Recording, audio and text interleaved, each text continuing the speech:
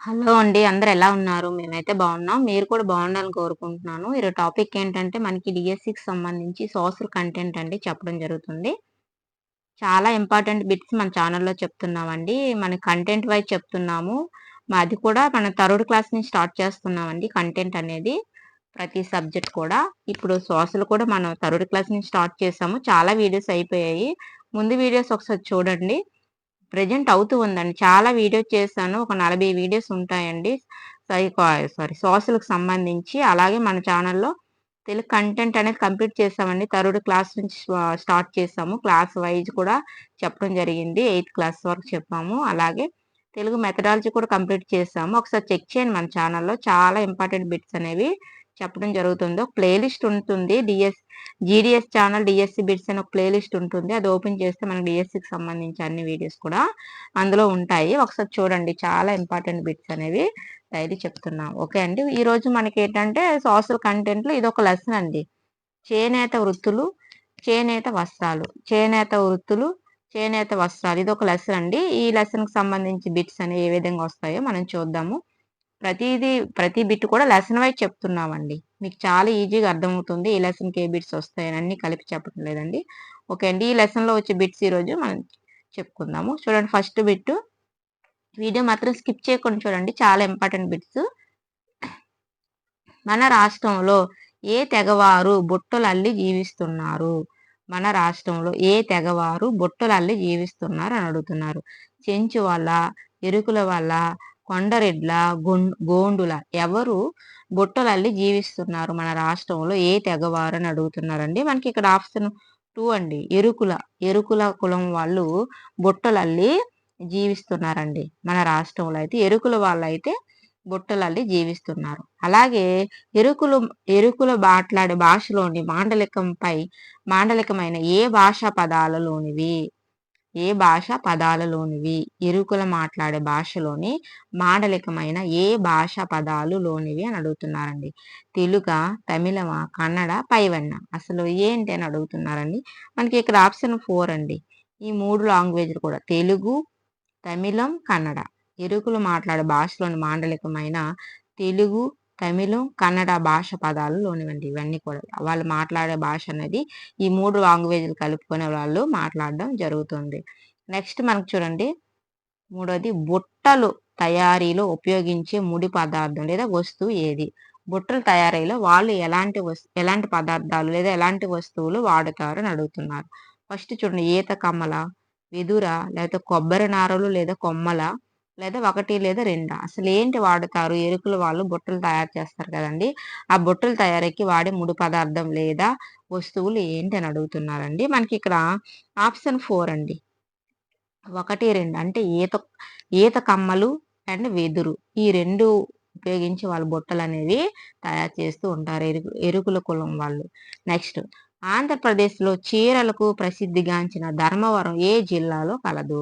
ఆంధ్రప్రదేశ్‌లో చీరలకు ప్రసిద్ధిగాంచిన ధర్మవరం ఏ జిల్లాలో కలదు అని అడుగుతున్నారు. ఫస్ట్ చూడండి చిత్తూరు జిల్లాలోనా?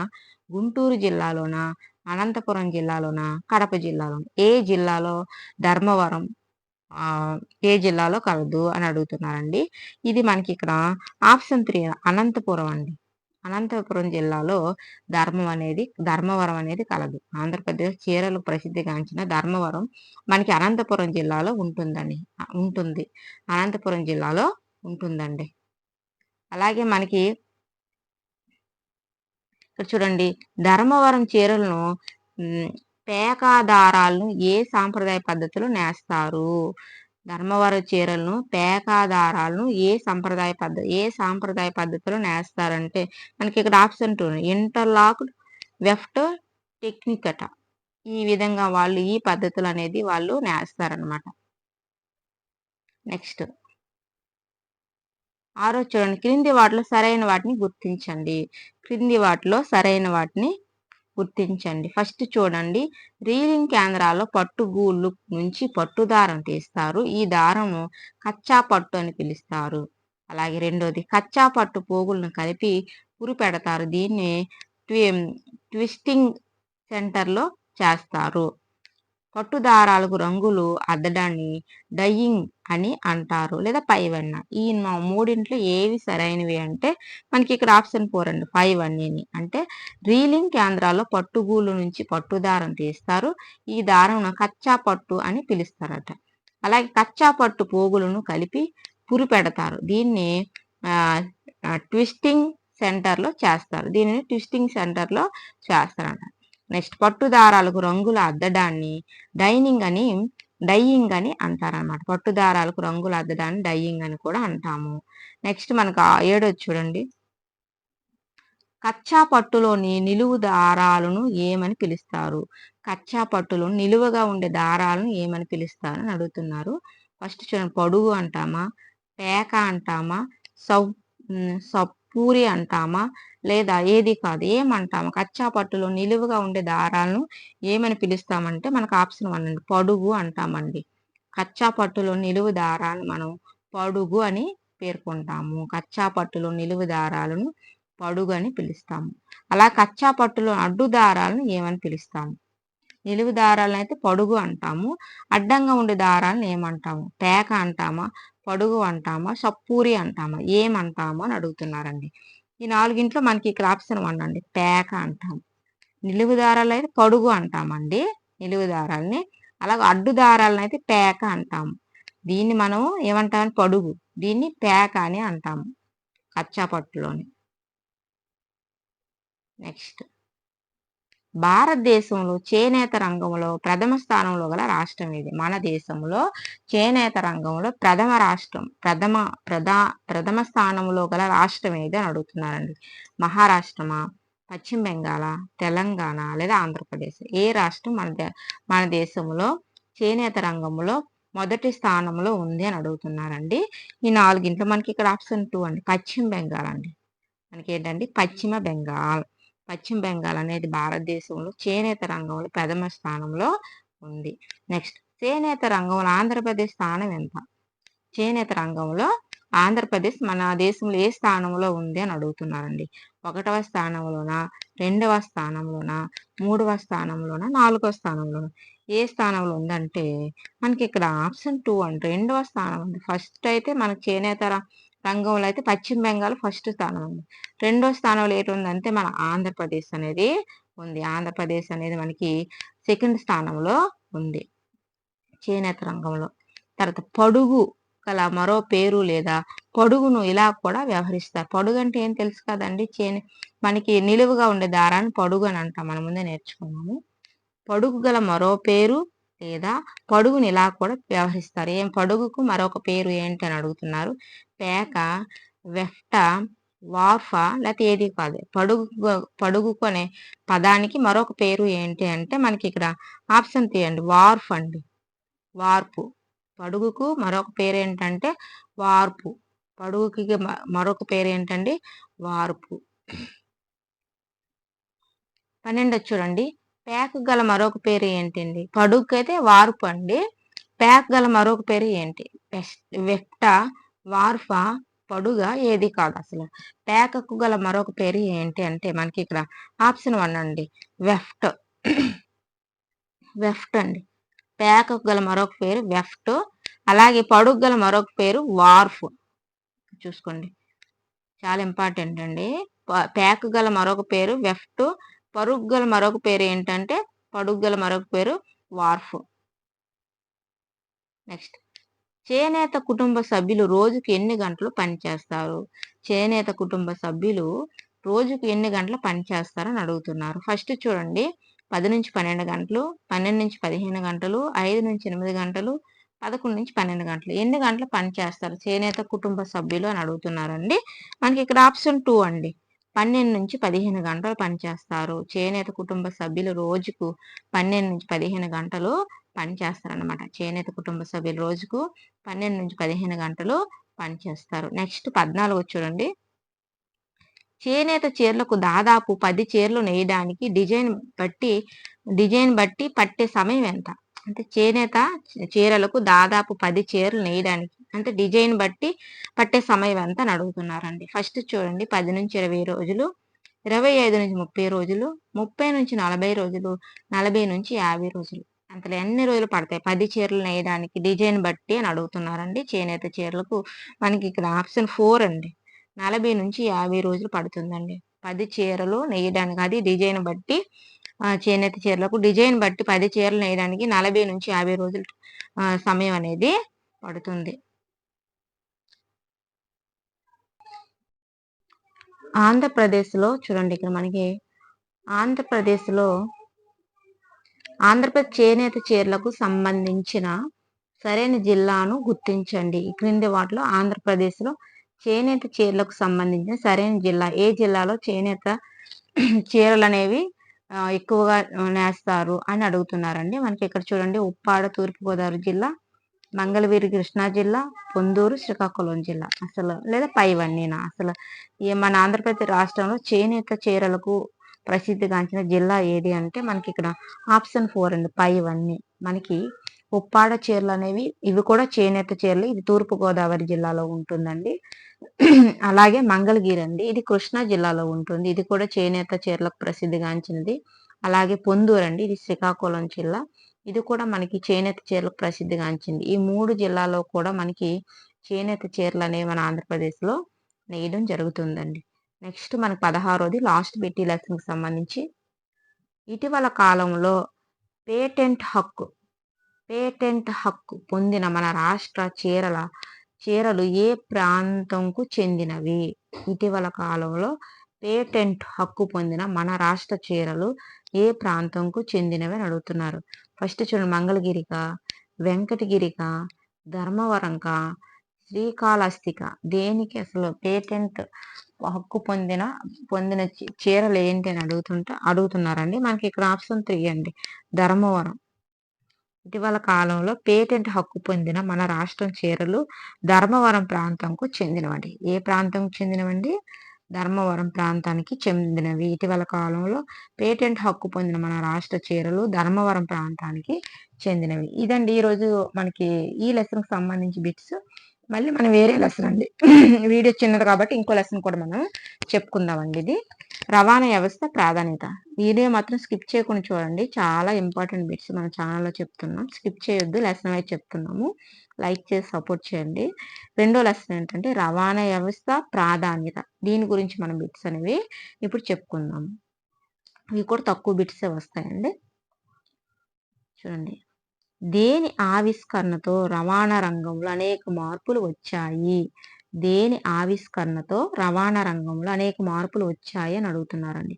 ఫస్ట్ పెట్రోల్ వల్ల, డీజిల్ వల్ల, చక్రం వల్ల, యంత్రం వల్ల దేని వల్ల రవాణా రంగంలో అనేక మార్పులు వచ్చాయి అంటే మనకి ఇక్కడ ఆప్షన్ 3 అండి చక్రం వలన. దేని వల్ల అండి? చక్రం వలన మనకి రవాణా రంగంలో అనేక మార్పులు అనేవి వచ్చాయి.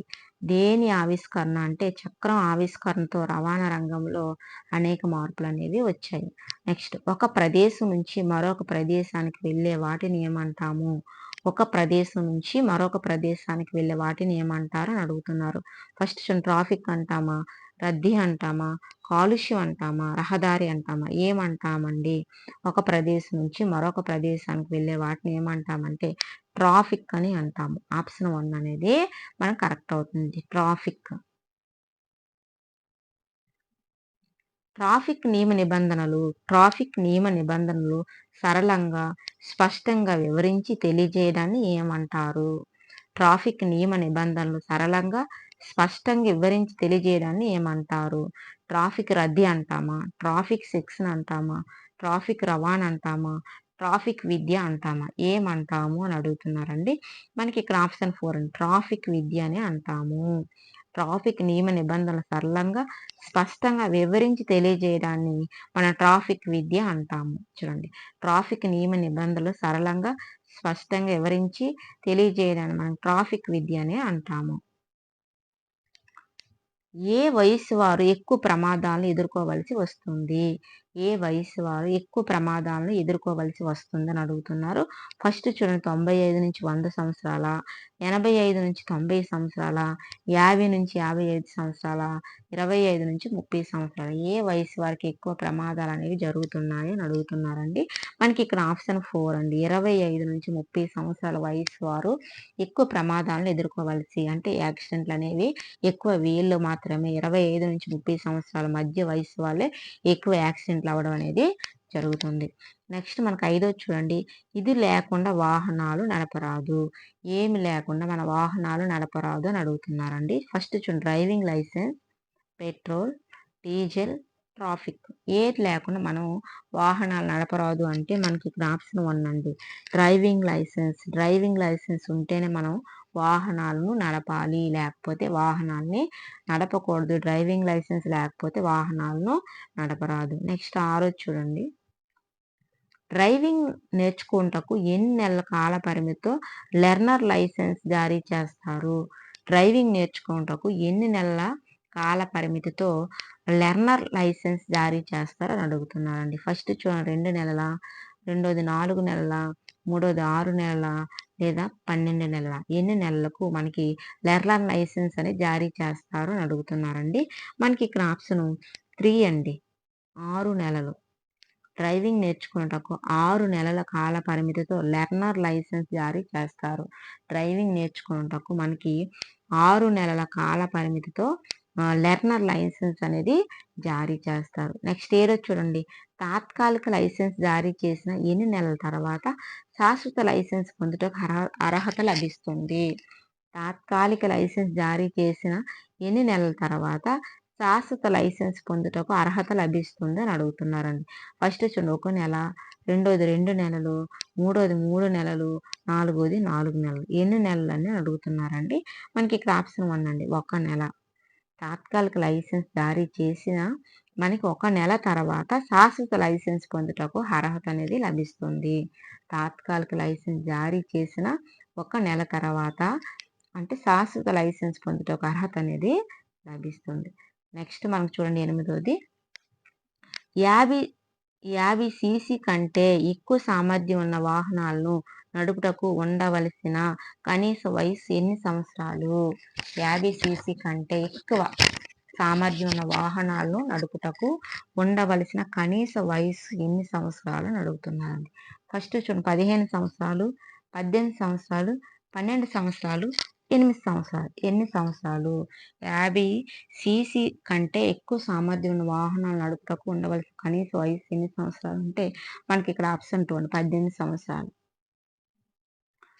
50 సీసీ కంటే ఎక్కువ సామర్థ్యం ఉన్న వాహనాలు నడుపుటకు ఉండవలసిన కనీస వయసు 18 సంవత్సరాలండి. నెక్స్ట్ 9 చూడండి. తాగి డ్రైవింగ్ చేసే వారికి క్రింది శిక్షలు విధిస్తారు. ఏ శిక్షలు విధిస్తారు? మనం డ్రింక్ చేసి మన వాహనం నడిపితే ఎలాంటి శిక్షలు విధిస్తారని అడుగుతున్నారు. ఫస్ట్ చూడండి. వాహనాలు సీజ్ చేయడం, జరిమానా విధించడం, లైసెన్స్ రద్దు చేయడం లేదా పైవన్య. తాగి డ్రైవింగ్ చేసే వారికి ఎలాంటి శిక్ష విధిస్తారంటే మనకి ఇక్కడ ఆప్షన్ 4 అండి. పైవన్నీ.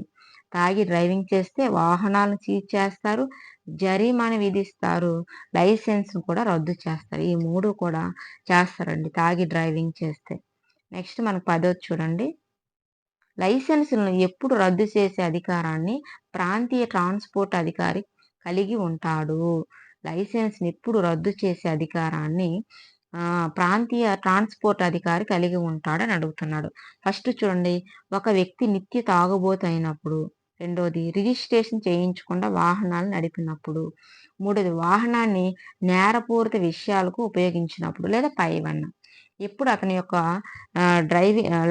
డ్రైవింగ్ లైసెన్స్ అని రద్దు చేయవచ్చు ట్రాన్స్పోర్ట్ అధికారి, ప్రాంతీయ ట్రాన్స్పోర్ట్ అధికారి అంటే మనకి ఇక్కడ ఆప్షన్ 4 అండి. పైవన్నీ.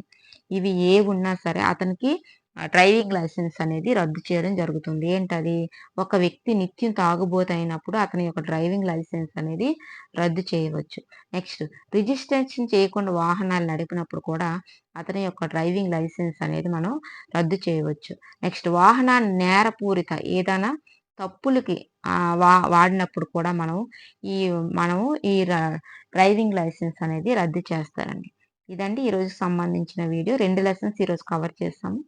ఇంకా ఈ లెసన్‌కి సంబంధించి మనకు బిట్స్ అనేవి ఉన్నాయండి. ఇది మనం ఇప్పుడు చెప్పుకున్నాం కదా! ఈ లెసను.